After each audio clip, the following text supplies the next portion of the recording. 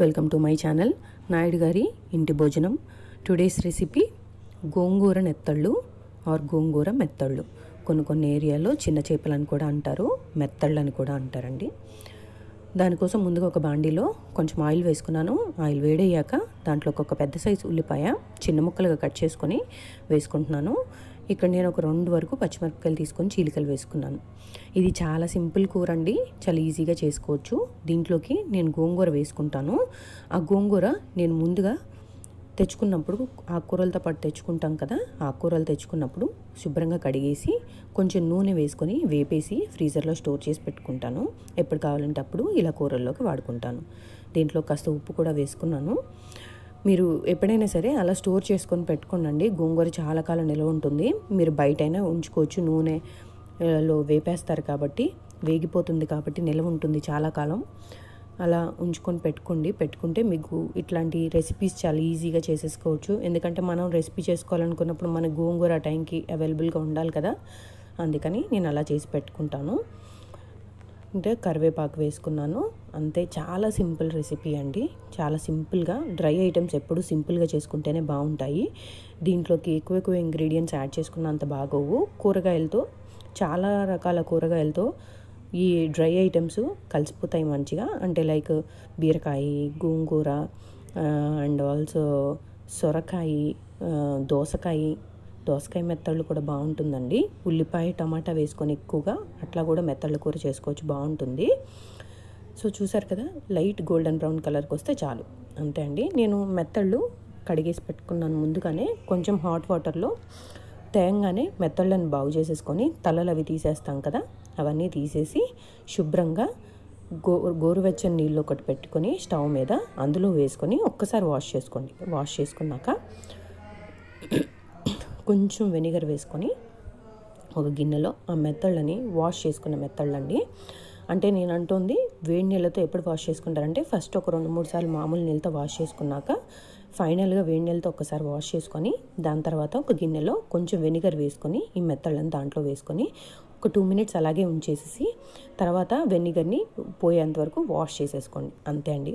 కొంచెం మంచినీళ్ళు పోసుకొని వెనిగర్ పోయే వరకు వాష్ చేసుకోండి, అంతే. మీరు ఏ డ్రై ఐటమ్ అయినా ఇదే ప్రాసెస్ ఫాలో అవ్వండి. కొంతమంది ఇంట్లో అందరూ డ్రై ఐటమ్స్ తినరు కాబట్టి ఆ వాసన ఇష్టపడని వాళ్ళు చాలామంది ఉంటారు ఇంట్లో. అలా సఫర్ అవ్వకుండా ఉండాలంటే ఇలా చేసుకొని చూడండి, వాసన ఏమి రాదండి మీరు కూర వండుకుంటున్నప్పుడు.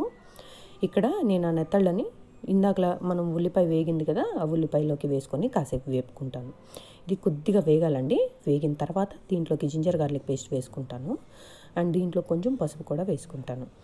ఇది జింజర్ గార్లిక్ పేస్ట్ కూడా ఎక్కువ ఏం పట్టదండి, కొద్దిగా పడుతుంది. కాస్త పసుపు వేసుకున్నాను. మళ్ళీ ఇంకా గోంగూర ఒక్కటే కాదండి, చుక్కకూరతో కూడా చేసుకోవచ్చు. చుక్కకూర కూడా పుల్లగానే ఉంటుంది కదా, చుక్కకూర మెత్తలు కూడా బాగానే ఉంటుంది, చేసుకొని ట్రై చేయండి. అండ్ ఇందులో గోంగూర కూడా మంచి ఇదే కదండి, ఆకుకూరలు కదా, చక్కగా ఒక ఆకుకూర అండ్ ఒక డ్రై ఐటమ్ ఇంక్లూడ్ చేసుకున్నట్టు ఉంటుంది మీ రైస్లోకి. సండే కదా, చాలామంది నాన్ వెజ్ చేసుకుంటూ ఉంటారు కదా, సో ఇది కూడా ఒకసారి ట్రై చేయండి, బాగుంటుంది. ఇలాగ ఈగురులాగా కూడా చేసుకుంటారండి, ఈగురు కూడా చేసి చూపిస్తాను నేను ఒకసారి, అది కూడా బాగుంటుంది. చూసారు కదా, చాలా కొంచెం వేసుకున్నాను జింజర్ గార్లిక్ పేస్ట్, పెద్ద ఎక్కువగా ఏం పట్టదు. కాస్త జింజర్ గార్లిక్ పేస్ట్ వేగాలి.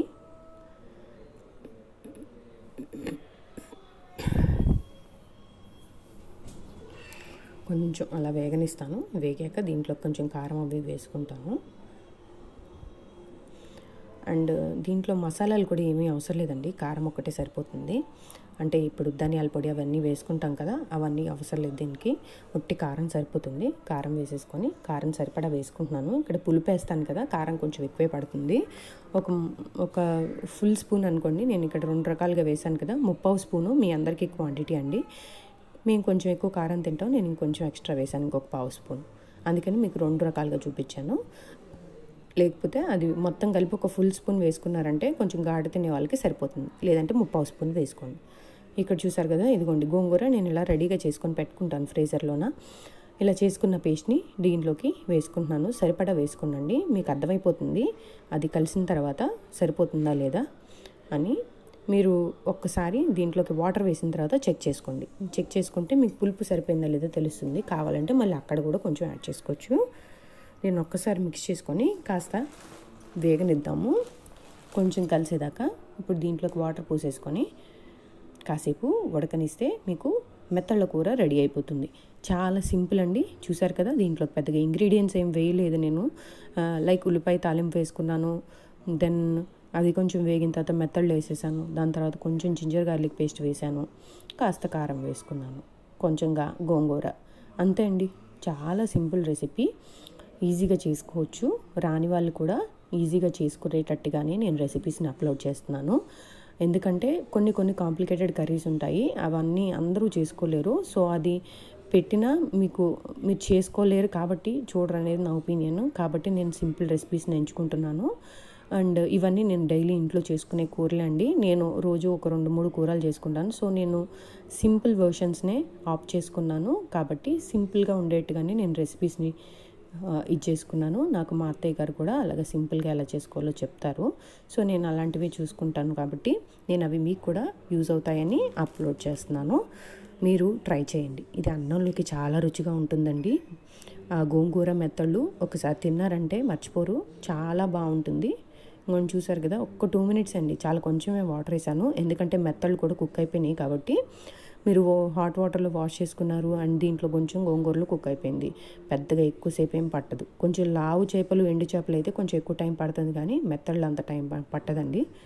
మనం చూసారు కదా, ఈ థిక్నెస్ వస్తే సరిపోతుంది. అంతే అండి, ఆయిల్ కూడా వదిలేసింది కదా, ఇంకంతే, కూర రెడీ అయిపోయినట్టే. దీంట్లో కొంచెం కొత్తిమీర వేసుకుంటే అయిపోయినట్టే. కూర రుచిగా, చాలా కమ్మగా, చాలా రుచిగా ఉండే మెత్తల కూర రెడీ అయిపోయింది. ఇది రైస్లో వేసుకొని వేడివేడి అన్నంలో కలుపుకొని తిని చూడండి.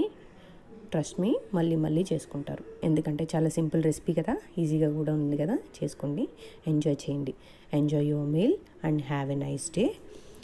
Please do subscribe, like and share my videos to your friends and family. And thank you all. Thanks for watching my video. Please do support me.